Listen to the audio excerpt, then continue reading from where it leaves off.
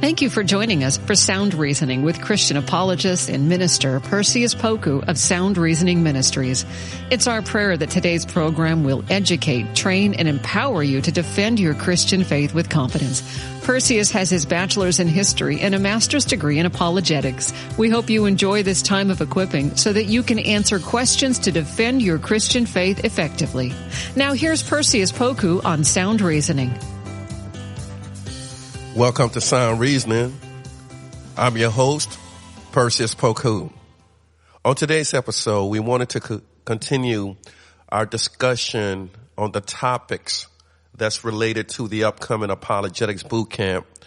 And the Apologetics Bootcamp, for those of you that are listening, is Saturday, April 11th, 9 to 11:30 a.m., and we have breakout sessions for third grade students all the way up to college students as well as young adults. And we do have an adult breakout session. So we welcome you to this year's Apologetics Bootcamp for those of you that are listening. It's April 11th, once again, from 9 to 11:30 a.m. If you want to register, please go to abcsac.org, www.abcsac.org, or sacramentoapologetics.com. Either one will get you to the registration site. Again, you can register at www.abcsac.org. So in honor of the Apologetics Bootcamp, we wanted to just kind of touch on a few of the topics that we will be discussing on that day. And for today's segment, we wanted to talk about arguments for God through biology. Arguments for God through biology. And as Christians, we know that God created everything. God created nature. God created the laws of nature. God created the philosophies and the worldviews that brings forth righteousness. So everything good came from God. And so when we talk about nature, there are those who try to separate Christianity from science, and that doesn't make sense because God created science. God created the laws that govern science. So as we talk about this topic, I think it's important that we, first of all, we disavow any arguments or statements that exclude God from the picture. So if you are practicing science and you don't believe that God exists, you will end up with misinformation. You will end up with a big part of reality which does exist, but you're denying it, which means you will come up to a false conclusion. So if you exclude God from any of your hypotheses, you will come up with an incorrect conclusion. As Christians, we fight against Darwinism. Even Darwin, who's credited with the evolutionary theory, wrote the following. He says, if it could be demonstrated that any complex organism existed, which could not possibly have been formed by numerous successive slight modifications, his theory then would be absolutely be broken down. This is what Darwin wrote. So he's already equivocating. Here he's saying, this is my hypothesis, that we evolved, that there wasn't any intelligence behind creation. He's saying that God is not involved in creation. But if, this is what he's saying, if you can find evidence that organisms are complex, if you can find evidence that created things seems to have complexity within it, then his theory would be abolished or his theory would be nullified. Well, Darwin didn't have the capabilities that we have now in modernity. He didn't have that. He didn't have the tools to investigate to the level that scientists can now investigate. And what we see is that life forms are complex. Life forms look like there's an intelligence behind it. So Darwin's theory, in my estimation, has been abolished in today's culture based on what we found. Today's microscopes are able to see what Darwin could not have ever seen. The level of complexity found in biology was never seen during his time. However, his disclaimer still holds true. So, for example, when we look at cells, it's important to know that each living organism consists of cells. The structure of the cell is more complex than any simple machinery. During Darwin's time, he and other scientists believed that the cell was nothing but a glob of protoplasm. Protoplasm is the matter that makes up the wall of a cell. Darwin believed the cell was just a protoplasmic glob, but today's technology has allowed us the ability to look into the cell. Cells are actually built like machines and are irreducibly complex. So the term irreducible complex means any system which has parts that interact. And if any part of that created system is taken out, it will not work correctly. So think of a mouse trap. A mouse trap is similar to irreducible complexity. If you take out any part of that mouse trap, it won't work. So every part has to be there in order for it to work. And think about it. So that's machinery. It's machinery on the biological level.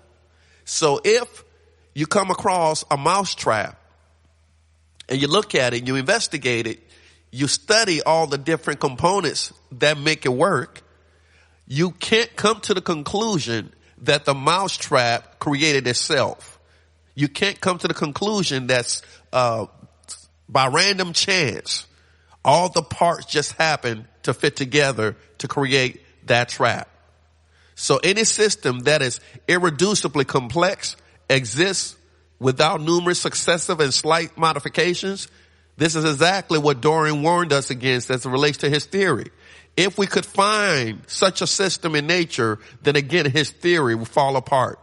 The way that cells are created is an example that challenges Darwin's theory.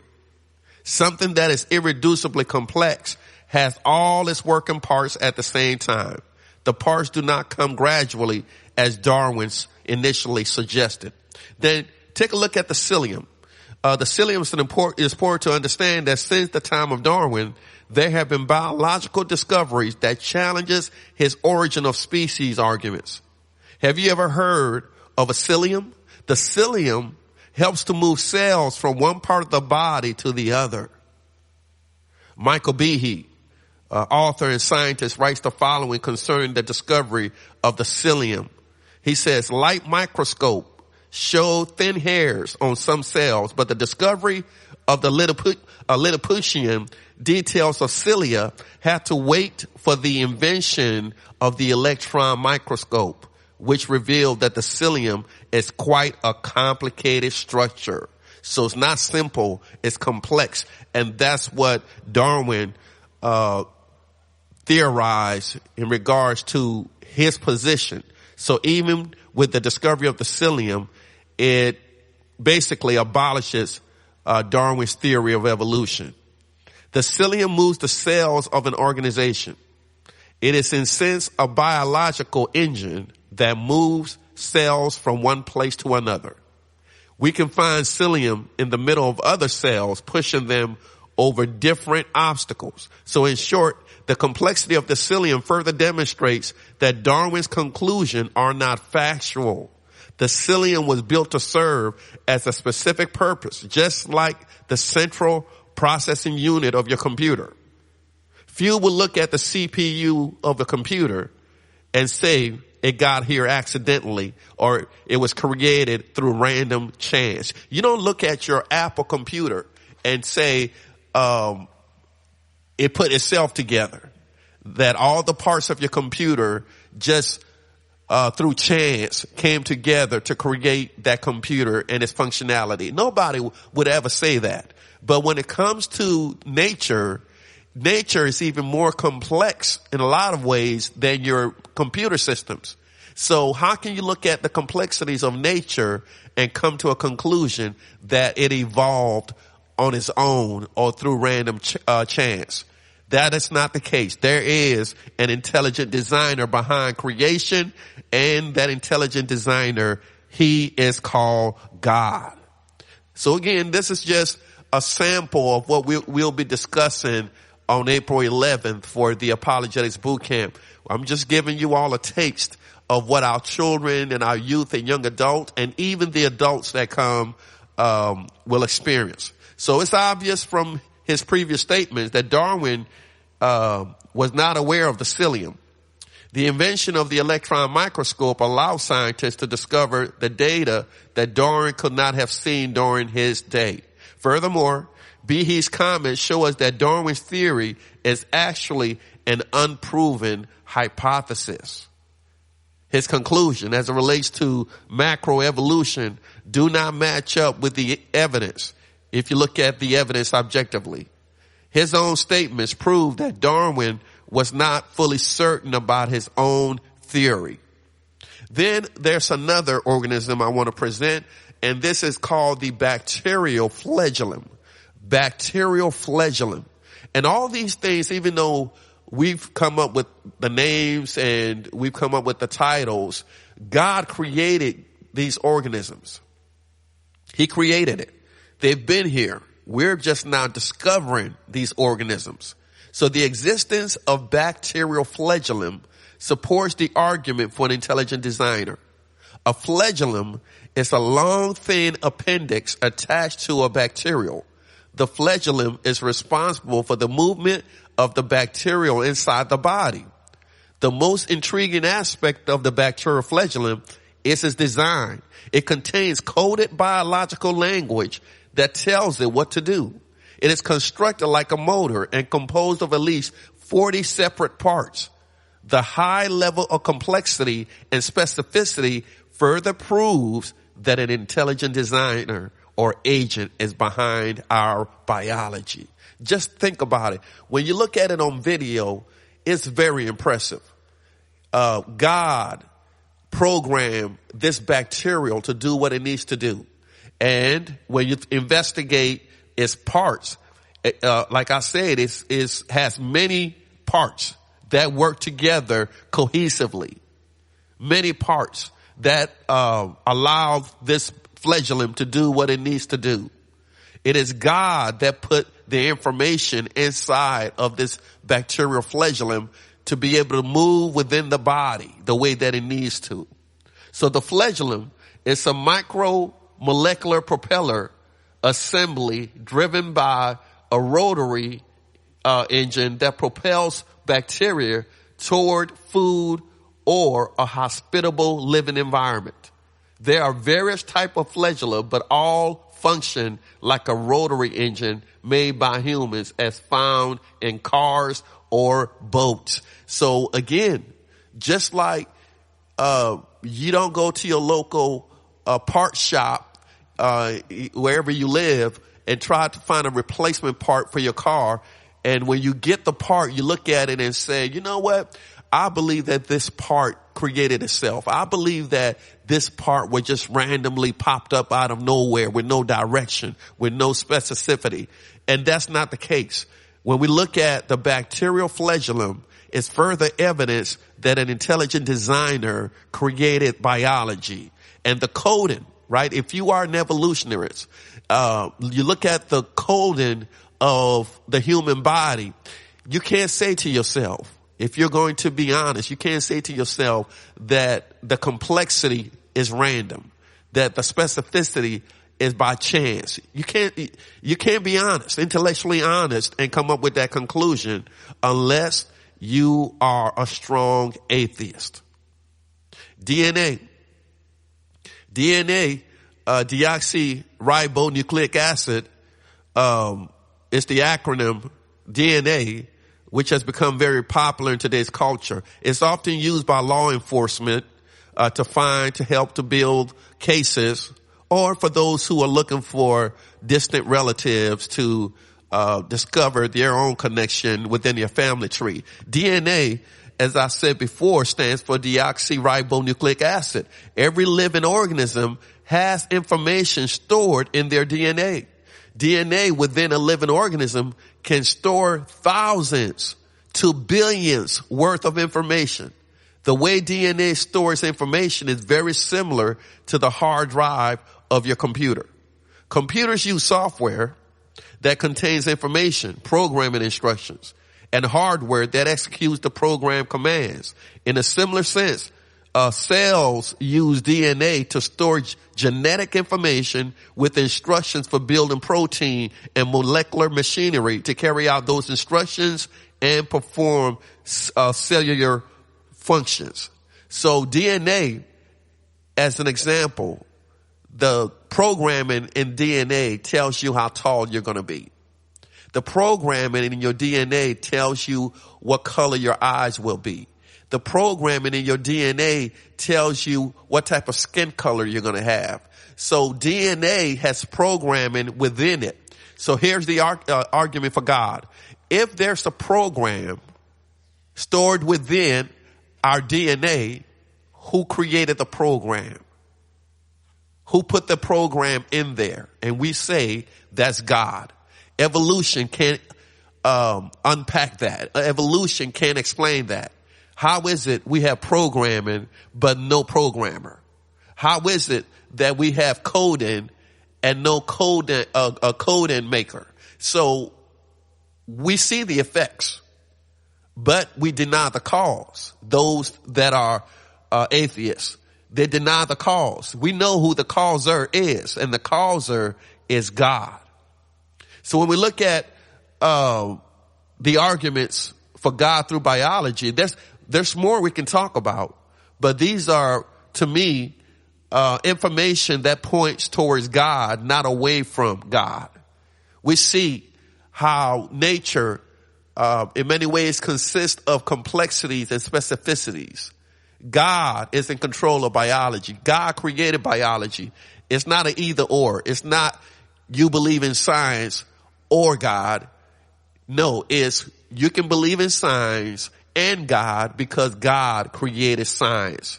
It's not mutually exclusive. It doesn't have to be mutually exclusive. And this is what we want to share with our youth when they come. We want to remind them that as Christians, we have a response. We have a response to the world's questions, whether or not we evolved from monkeys or primates, whether or not we got here through random chance, whether or not science has answered all the world's questions. As believers, as Christians, God gave us intelligence. God gave us the ability to practice science in an objective and factual way. I would argue that those that reject God are not being totally authentic in their science, convictions and science experiments. Because if you are a lover of truth and you seek the truth, there's no way you can't see the fingerprint of God in science. God created science. Therefore, his handiwork is observable in science. So God is the intelligent designer,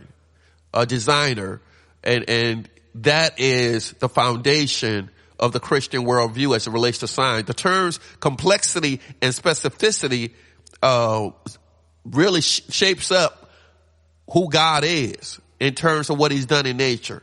So if something has a high level of specificity as well as complexity, it demonstrates that there is an intelligent designer behind it. The specificity cannot be imposed on the object. It has to be genuine. So complexity refers to objects or events that are uncommon. So for example, Mount Rushmore. You don't look at Mount Rushmore and conclude that this was a natural event, that it just happened through nature, that nature created all the faces. It wouldn't make sense. You see that it has complexity. Specificity means it has specified information, refers to objects or events that follow a unique pattern, such as a DNA. So if psyllium bacterial flagellum and DNA exist, then it further demonstrates that someone who we call God designed them for a specific purpose. Materialism, naturalism, and even evolutionary models cannot satisfactorily explain why these things exist outside of an intelligent designer.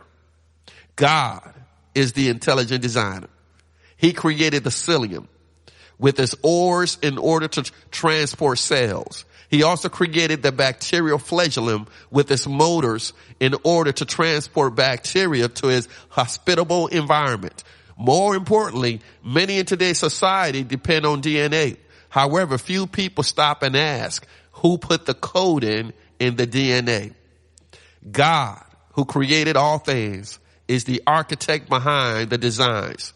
Skeptics may claim what we see in microbiology is due to chance. However, if we are to look at the facts, looking at it objectively, the Christian has more of a convincing argument than those in the world.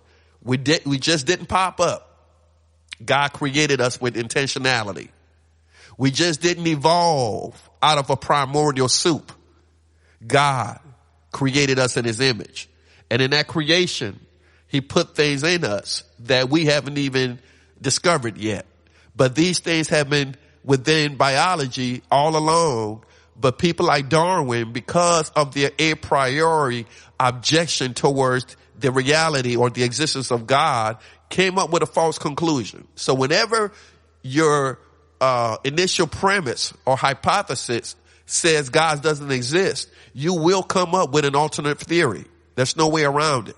But if you allow the evidence to take you where it needs to take you objectively, just follow the pattern of science. Let science take you to the truth. If we are willing to allow science to take us where it needs to take us, you will see that an intelligent designer is behind it. And so we as believers, we have the best of both worlds. We are able to study science, and we're able to also look at not just the physical world, but the metaphysical world. The metaphysical world deals with beingness. It deals with things that exist beyond the physical. Like science cannot give you a full explanation for God. Science cannot give you a full explanation for angels. Science cannot give you a full explanation for the soul and spirit. So these things exist out of the realm of natural science, but it doesn't mean it doesn't exist. So if you practice science, it's okay to also study the metaphysical world, and that's where God exists. So God has given us as believers the great blessings of being able to use our investigative tools based on our senses, as well as to step out on faith and trust in him and what his son Jesus Christ has done for us. So again, if you are a pastor, if you are an elder, if you're a church leader, if you are in ministry, or maybe you're not in ministry, if you are a Christian, we invite you to come to the upcoming Apologetics Boot Camp, Saturday, April 11th, 9 to 11:30 a.m., and you can register at abcsac.org, abcsac.org. We're going to have a good time, and we want your young people to be there. We want them to be able to learn the tools that's required, especially for today's society, so they can stand up bold for Jesus. We will have fun, and we want you to be part of it. So again, I hope that you learn something and are willing to do for the truth what so many people do for a lie. Thanks for listening to Sound Reasoning with apologist and minister Perseus Poku from Sound Reasoning Ministries. It's our prayer that today's lesson has equipped you to share and defend your Christian faith with boldness. Sound Reasoning Ministries offers training in apologetics, biblical studies, and systematic theology. Join in on discussions on Facebook at Sound Reasoning Ministries. For more information about the ministry, to send an email, ask a question, or support the ministry, visit online at srministries.org. That's srministries.org. Listen again next week at this same time, and remember, Titus 1:9 says, "Hold firm to the trustworthy message as has been taught, so that you can encourage others by sound doctrine and refute those who oppose it." Sound Reasoning Ministries, srministries.org.